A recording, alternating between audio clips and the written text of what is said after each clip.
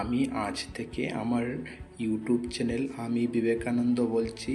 এটাতে স্বামী বিবেকানন্দর জীবনী, তিনি কখন আমেরিকায় গিয়েছিলেন, কী বক্তৃতা দিয়েছিলেন, শঙ্করের বই থেকে আমি সবগুলি তুলে ধরব। তিনি 23 বছর বয়সে সন্ন্যাসী হয়ে বাকি জীবন 4 মহাদেশের পথে পথে চৌরবিত দেখেও নিজের সম্বন্ধে যেসব কথা ভাবি কালের মানুষের জন্য তিনি রেখে গিয়েছেন তা না পড়লে বিশ্বাস হয় না।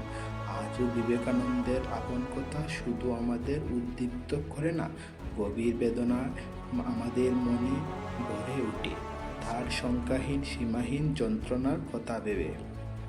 এই কাল ও আগামীকাল যেসব মানুষ নানাভাবে নানা কারণে দুঃখে জর্জরিত হবেন, তাদের চোখের সামনে যখন নিরাশার অন্ধকার নেমে আসবে, আশঙ্কা দেখা দেবে, তখন আমি বিবেকানন্দ বলছি যে তাদের সকলকে কোনো কালে উৎসাহ দেবে এবং কোনো ক্ষেত্রে দিক হারাদের পথ সন্ধান করবে, সে বিষয়ে আমার কোনো সন্দেহ নেই।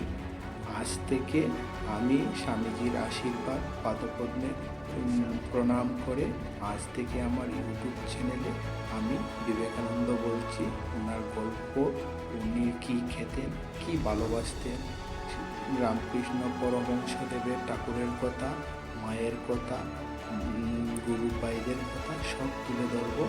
আর আপনাদের কাছে আমার অনুরোধ, আমিও মানুষ, ভুল ত্রুটি থাকলে আমাকে ক্ষমা করবেন।